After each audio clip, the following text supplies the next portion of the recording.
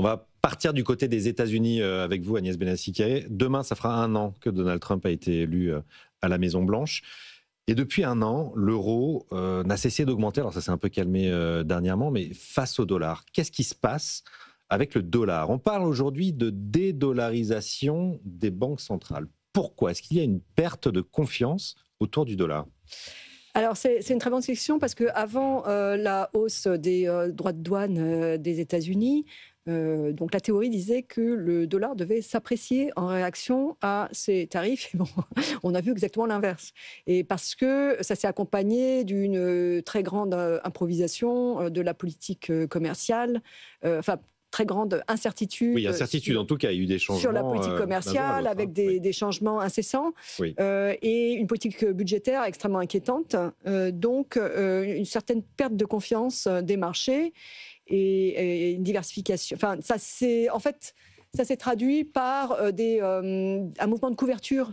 Donc, il y avait des gens qui avaient des positions longues sur les États-Unis et qui ont couvert ces positions. Et donc, ça a fait baisser le prix du dollar. Je ne dirais pas que l'euro s'est vraiment apprécié, c'est plutôt le dollar qui s'est déprécié par rapport à presque toutes les monnaies, sauf le yuan chinois, donc on va peut-être en parler, parce que c'est un vrai sujet. Et le Japon aussi qui s'est déprécié. Mais disons, si on voit le franc suisse, par exemple, c'est énormément apprécié, beaucoup plus que l'euro. Donc, en termes effectifs réels, c'est-à-dire compte tenu des différences de prix, l'euro n'est pas à un niveau aberrant aujourd'hui par rapport à l'historique. Voilà. Donc, alors, est-ce que c'est la fin du dollar? Je ne pense pas. Enfin, personne ne le pense. Mais c'est vrai que l'exceptionnalisme du dollar en a pris un petit coup.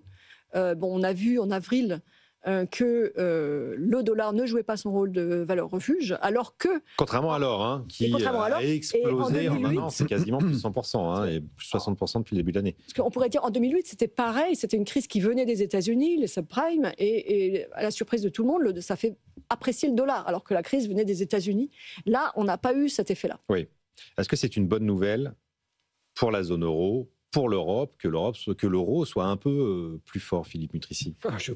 Loin d'être aussi spécialiste des questions monétaires qu'Agnès. De toute façon, il y a des effets positifs et des effets négatifs à chaque fois. Donc, un euro plus fort, ça veut dire qu'on va payer moins cher nos importations. Donc, et notamment d'énergie. Et notamment l'énergie. Pétrole américain. Voilà, dont on a beaucoup besoin. Et à l'inverse, ça devrait, je ne peux pas dire ça va justement, mais ça devrait pénaliser les exportations, puisque ça va les renchérir. Mais tout ça, c'est de la théorie, parce qu'il y a des effets donc, qui se compensent. En réalité, sur la dédollarisation de l'économie mondiale, elle est réelle quand on regarde les chiffres, mais elle est liée peut-être moins à la faiblesse du dollar qu'à l'émergence de nouvelles monnaies et au fait que certains pays, notamment la Chine, vous souhaitiez en parler, commence à imposer l'usage de sa monnaie avec certains de ses clients, donc notamment dans le Grand Sud. Oui. Donc ça, forcément, mécaniquement, quand vous avez un gâteau qui augmente, vous avez des pays dont la part dans le PIB mondial augmente aussi, qui vont vouloir utiliser leur propre monnaie. Oui.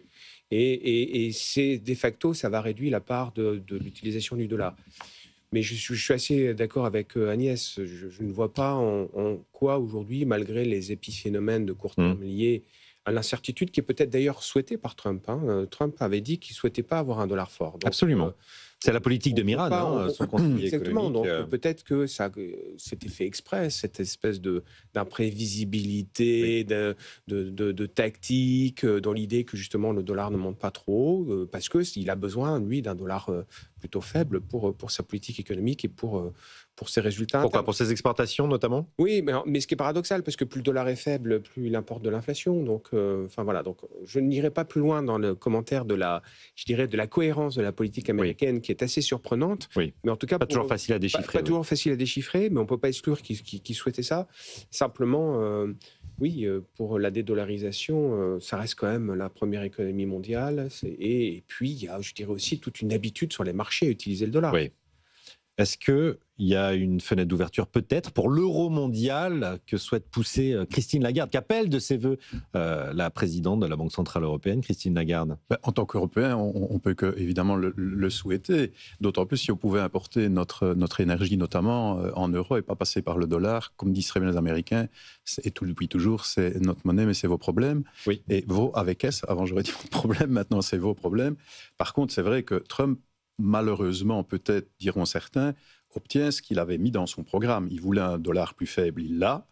Il voulait mettre des droits de douane. Bon, c'est la cacophonie, ça c'est vrai, mais il l'a fait. Et vous avez vu que même avec l'Europe, on voit qu'on est dans la négociation pratiquement comme des vendeurs de tapis à un moment donné, bah oui. et à voir un petit peu ce qu'on fait. Mais on vous rappelez très bien tous les deux, et je le pense bien sûr, parce que c'est une réalité, c'est un fait, c'est même pas contestable. La première économie mondiale reste quand même les États-Unis. Au point de vue géopolitique, on sait ce qu'ils sont, et on sait en plus c'est le premier exportateur de carboné aujourd'hui, étant donné, et le premier producteur dans beaucoup de cas. Donc ils sont quand même très forts, ils ont des éléments de force, ils sont les principaux au niveau de l'OTAN dans la protection. Donc ils ont beaucoup d'éléments, et il y a un capitaine qui s'appelle Donald Trump pendant encore un certain temps, et qui obtient pour le moment des choses, parfois de façon musclée. Il dit des choses parfois très désagréables aux Européens, et pas que aux Européens, même parfois à certains Américains. Le pire, c'est que parfois, quand il dit des choses de façon tout à fait désagréable... Il nous oblige à réagir. Oui, ça c'est peut-être un peu plus rapidement mais ça, c'est le meilleur. Mais parfois, il dit des choses tout à fait désagréables avec qui sont tout à fait président vraies. démocrate. Oui. Et ça, nous, on retient, il a dit de façon désagréable. Qu'avant, on avait plutôt tendance à nous le dire gentiment. Et quand on nous disait gentiment, nous, on était gentils. On disait c'est gentil qu'il nous l'ait dit gentiment, ça veut dire qu'il n'y aura rien derrière. Donc, sur ce volet-là... Donc, la même politique est menée, mais un peu plus oui, mais par contre, pour nos exportateurs, quand même, le fait d'avoir, même si les Américains vont en payer une bonne partie, avec les tarifs, un dollar qui a perdu plus de 10%, c'est une bonne nouvelle pour les exportateurs américains, ce n'est pas une aussi bonne nouvelle pour nous. Ouais. Donc quand on dit qu'est-ce qu'il y a comme effet réel maintenant, parce que les tarifs, ça met du temps avant d'avoir des effets, ici, la baisse du dollar, elle a été très vite quand même. Je vous vois acquiescer, Agnès. Oui, alors on parlait de fiscalité tout à l'heure, il a quand même fait très fort d'augmenter les impôts sans que personne s'en aperçoive. Oui. C'est quand même 1 point de PIB pour l'instant, l'ordre de grandeur.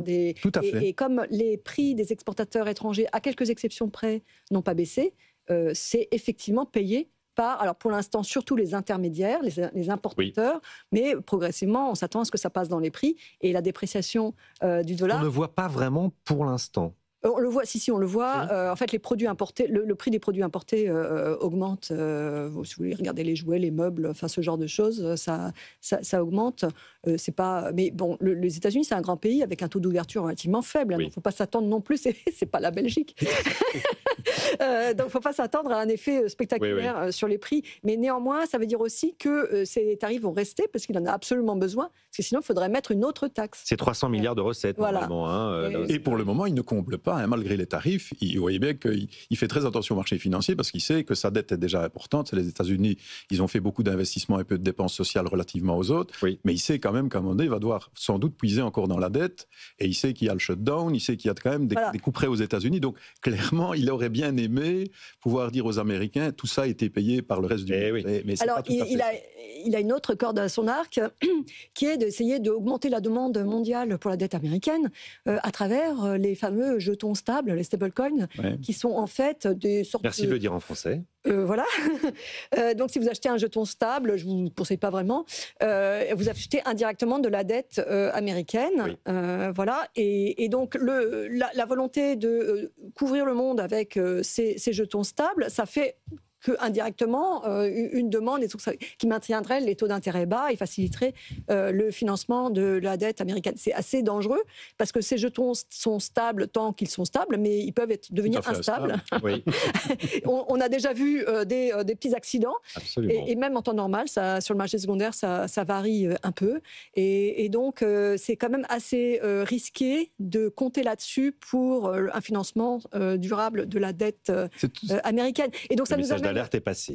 Voilà, ça nous amène au sujet de l'euro, où, à mon avis, il y a 2 sujets un peu différents. Il y a le sujet de la souveraineté, et donc une prise de conscience de notre très forte dépendance en matière de paiement de détail, mais également sur les infrastructures, où il y a beaucoup de mouvements en ce moment et un risque de privatisation des infrastructures de marché et de fragmentation du coup de la liquidité. Et donc alors que les nouvelles technologies sont, du point de vue de l'eurosystème, un moyen pour intégrer les marchés. Et donc j'en viens à mon deuxième point, qui est le rôle international de l'euro, qui n'a jamais été véritablement un objectif, mais dans le monde d'aujourd'hui, ça le devient. Et le fait que ça repose sur une intégration plus grande des marchés financiers européens. On attend toujours l'union des marchés de capitaux. Alors on l'attend, mais en fait il y a des choses, ça se passe un peu à bas bruit. La Commission fait régulièrement des propositions sur certains volets, mais effectivement il n'y a pas un grand bouquet comme il y a eu avec le marché unique, en disant bah voilà, c'est ça le paquet. Ça manque un peu de visibilité. Voilà, ça manque un peu de visibilité, mais c'est des choses qui avancent et on peut aussi s'appuyer sur la tokenisation des infrastructures pour intégrer davantage les marchés. Et le dernier point, mais qui est extrêmement un élément contentieux, qui est les mettre en actif sûr, similaire à ce qu'on a aux États-Unis. On a déjà de la dette européenne. On parlait tout à l'heure de Next Generation EU, qui est une source de dette, mais qui va se réduire puisqu'il est prévu qu'elle soit remboursée. Il y a la BEI, il y a d'autres émetteurs. Mais voilà, là, il y a un sujet qui est, est-ce que l'Europe, à un moment donné, va faire le pas d'émettre cet actif sûr fédéral. Allez, le temps passe aussi. Je reste avec vous, Agnès Benassi-Kéré. Vous revenez de Chine et vous me disiez pendant la coupure pub que vous étiez assez inquiète. Alors, tout à l'heure, on parlait de pays qui vivent au-dessus de leurs moyens. Là, la Chine, on a l'exemple d'un pays qui vit en dessous de ses moyens.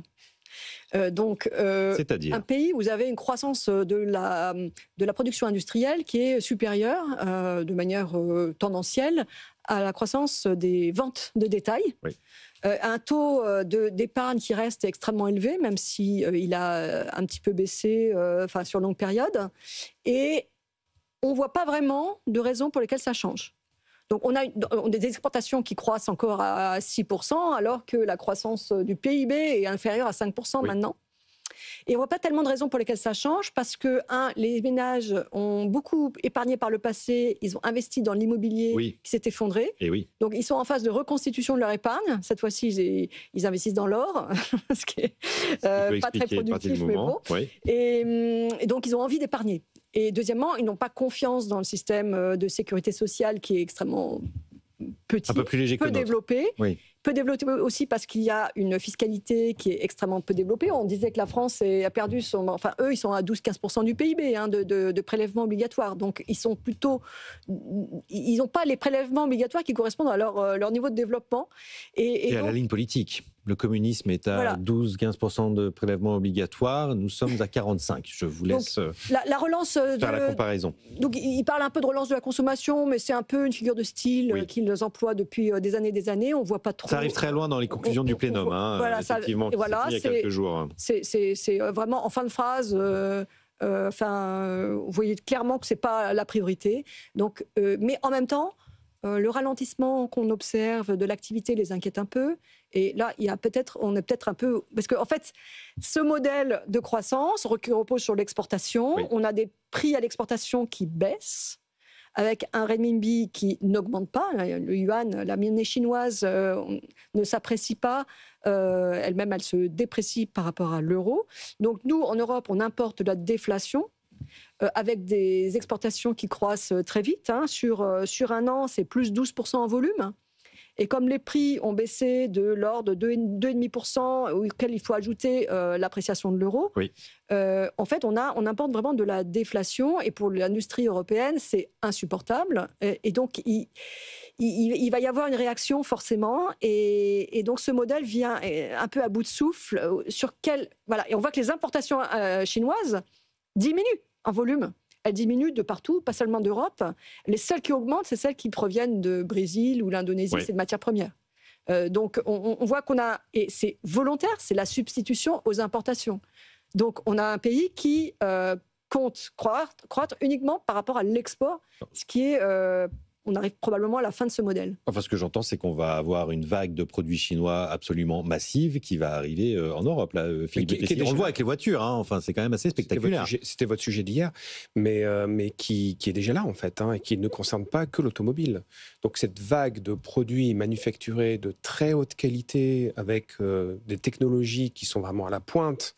Et 30 à 40% moins chères. Et qui sont 30 à 40% moins chères. Et je rajouterai un élément par rapport à votre échange à tous les deux sur le modèle chinois, c'est que c'est un modèle hyper concurrentiel. Oui. Donc c'est un peu paradoxal au pays du communisme, mais en fait c'est un modèle hyper concurrentiel, d'où la baisse des prix, qui fait qu'ils sont dans une logique aujourd'hui prédatrice. Et alors le modèle chinois va-t-il survivre? Oui, tant que l'Europe se laisse faire. Donc les solutions, elles ne sont pas évidentes parce que notamment quand on est économiste, on n'aime pas trop les barrières douanières. Oui. Mais là, en l'occurrence... c'est un nouveau monde qui émerge. Hein, autant vis-à-vis de nos amis outre-Atlantique, on peut dire qu'ils ne respectent plus l'OMC et donc on pourrait éventuellement prendre des mesures de rétorsion, autant la Chine, dans un certain nombre de cas, se porte garante du respect des règles de l'OMC. Ce qui est nouveau aussi, parce qu'elle ne l'a pas fait pendant 20 ans. Mais pas sur la totalité, et notamment sur les subventions à l'origine de cette croissance industrielle énorme, et qui continue d'ailleurs, et continue de subventionner de façon massive certains secteurs de leur industrie. Donc oui, c'est une vraie menace, et l'Europe doit en prendre conscience. Bon, ce sera le mot de la fin. Merci beaucoup Roland Gillet, Philippe Mutrici, Agnès Benassi-Kéré, mes 3 experts du jour, d'avoir participé à cette émission.